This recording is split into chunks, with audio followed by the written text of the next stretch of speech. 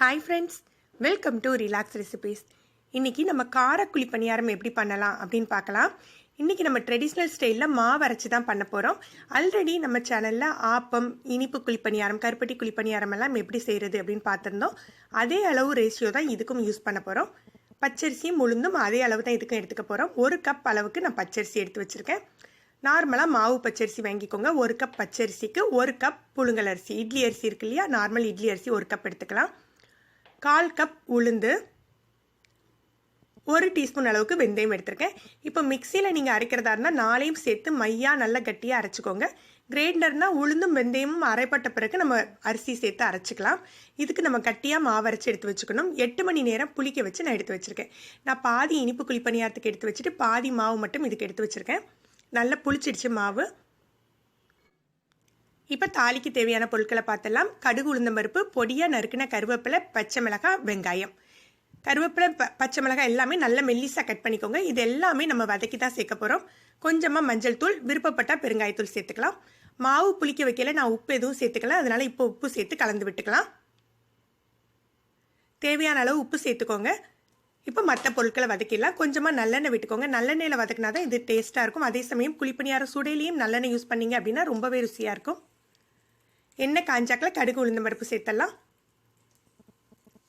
அத்தோட மெல்லிசாக வெட்டி வச்சுருக்க கருவேப்பிலை, பச்சை மிளகாய் எல்லாம் சேர்த்துக்கலாம். உங்களுக்கு காரத்துக்கு தகுந்தாப்பில் பச்சை மிளகாய் சேர்த்துக்கோங்க. இதில் நம்ம காஞ்ச மிளகாவோ இல்லை மிளகாய் தூளோ எதுவுமே சேர்க்க போகிறதில்ல. பச்சை மிளகாயோட காரம் தான். கருவேப்பிலை பொரிஞ்ச உடனே நம்ம வெங்காயம் சேர்த்து வதக்கிடலாம். வெங்காயம் நல்ல ப்ரௌனாக வதங்குற அளவுக்கு வதக்க வேண்டியது இல்லைங்க. அந்த பச்சை வாடை போகிற அளவுக்கு வதங்கினாலே போதும்.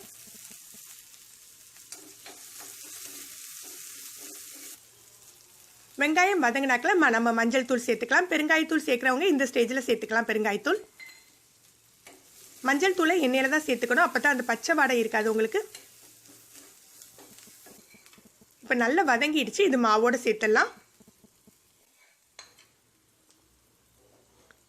இதை மாவோடு கலந்து தேவையான அளவு நம்ம தண்ணி சேர்த்துக்க போகிறோம். ஏற்கனவே நம்ம சொன்ன மாதிரி மாவு நல்லா கட்டியாக தான் அரைச்சி வச்சுட்ருக்கோம். இந்த அளவுக்கு மாவுக்கு 1 வெங்காயம் வதக்கினாலே உங்களுக்கு கரெக்டாக இருக்குங்க. இதில் தேவையான அளவு தண்ணி சேர்த்து நம்ம குழிப்பணியாரம் விடுற அளவுக்கு நம்ம பதமாக கரைச்சி வச்சுக்கலாம். தோசை மாவு அளவு இருந்தால் போதுங்க, அதோட தண்ணி ஆயிட வேண்டாம்.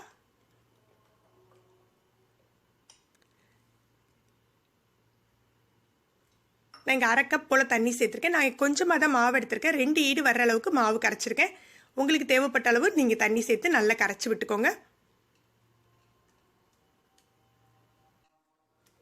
இதுக்கு மாவு கொஞ்சம் புளிப்பு சுவையோடு இருந்தால் தாங்க டேஸ்ட்டாக இருக்கும். அதனால் கொஞ்சம் புளிக்க வச்சு எடுத்துக்கோங்க. புளிக்காத மாவில் சுட வேண்டாம். 8 மணி நேரமாவது மாவு செட் ஆன பிறகு நம்ம குழிப்பணியாரம் சுடலாம்.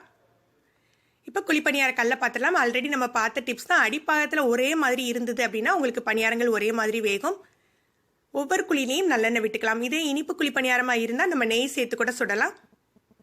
ஆல்ரெடி நம்ம கருப்பட்டி குழிப்பணியாரத்தில் நிறைய டிப்ஸ் பார்த்தோம். நீங்கள் அந்த வீடியோவோட லிங்கை கீழே டிஸ்கிரிப்ஷனில் கொடுக்க நீங்கள் எடுத்து யூஸ் பண்ணிக்கலாம். குழிப்பணியாரத்தில் ஃபில் பண்ணலையும் நம்ம பார்த்த டிப்ஸ் தான். நம்ம ஓரங்களில் முதல்ல ஃபில் பண்ணணும். நடுவில் உள்ள குழியை ஃபில் பண்ணாமல் முதல்ல ஓரங்களில் ஃபில் பண்ணிவிட்டு நம்ம நடுவில் ஃபில் பண்ண போகிறோம். ஏன்னா நடுவில் உள்ள குழிக்கு நல்ல தீ எப்போதுமே உங்களுக்கு ஃப்ளேம் நல்லா கிடைக்கும். அதனால் அது சீக்கிரமாக வெந்துடும். ஓரங்களில் உள்ள குழிகளை நிரப்பிட்டு நம்ம நடுவில் உள்ள குழியை நிரப்பிடலாம்.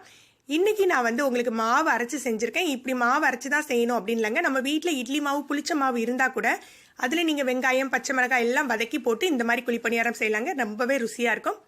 ஒரு பக்கம் வெந்த பிறகு இந்த மாதிரி குச்சி வச்சு குத்தி திருப்பினீங்க அப்படின்னா ஈஸியாகவே உங்களுக்கு திருப்ப வந்துடும். இப்படி ஒவ்வொன்றையாக நம்ம திருப்பி விட்டுக்கலாம்.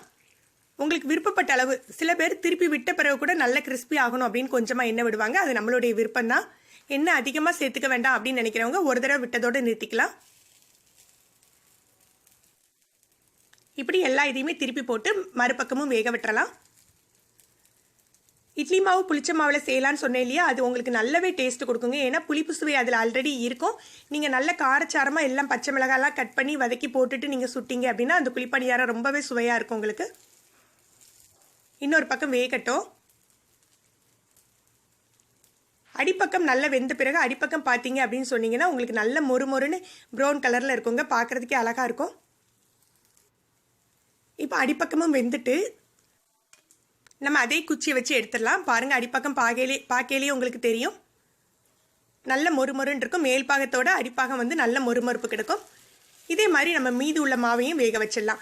ஒவ்வொரு ஈடும் வேக வைக்கிறதுக்கு முன்னால் கண்டிப்பாக எண்ணெய் விட்டுக்கணுங்க. எண்ணெய் விட்டால் தான் அது நல்லா ஒன்று போல் வேகும். அதே சமயம் மொறுமொறுப்பும் கிடைக்கும். ஒரு நிமிடத்துலேயே ஒரு பக்கம் உங்களுக்கு வெந்துடும். இது அழகாக அந்த கம் கொடுத்துருப்பாங்க. அத்தோடைய குழிப்பணியார தட்டோடையே உங்களுக்கு ஒரு குச்சி கொடுத்துருப்பாங்க. அதை வச்சு நீங்கள் குத்தி இப்படி திருப்பினீங்கன்னா உங்களுக்கு திரும்பிடும். அப்படி இல்லாட்டி நம்ம ஸ்பூனை வச்சு கூட திருப்பி இந்த மாதிரி எடுத்துக்கலாம். நம்மளுடைய குழிப்பணியாரங்கள் ரெடி ஆயிடுச்சு. இதை நம்ம மல்லி சட்னி, கார சட்னி, எந்த சட்னி நார்மலாக நம்ம செய்கிறோமோ எல்லா சட்னிக்கும் இது சூட் ஆகுங்க. எல்லா சட்னியுமே இதுக்கு சூட் ஆகும். நீங்கள் ட்ரை பண்ணி பாருங்கள். இதில் பற்றின உங்களுடைய கருத்துக்களை கமெண்ட்ஸில் சொல்லுங்கள். உங்களுக்கு இந்த வீடியோ பிடிச்சிருந்தா லைக் பண்ணுங்கள், உங்கள் ஃப்ரெண்ட்ஸ்க்கெலாம் ஷேர் பண்ணுங்கள். இது வரைக்கும் நம்ம சேனலில் சப்ஸ்கிரைப் பண்ணாதவங்க சப்ஸ்கிரைப் பண்ணிக்கோங்க. மறக்காமல் கீழே உள்ள பெல் பட்டனை ப்ரெஸ் பண்ணிக்கோங்க. அப்போ தான் நம்ம சேனலில் போடுற புது புது வீடியோக்களோட நோட்டிஃபிகேஷன் உங்களுக்கு உடனே கிடைக்கும். நன்றி.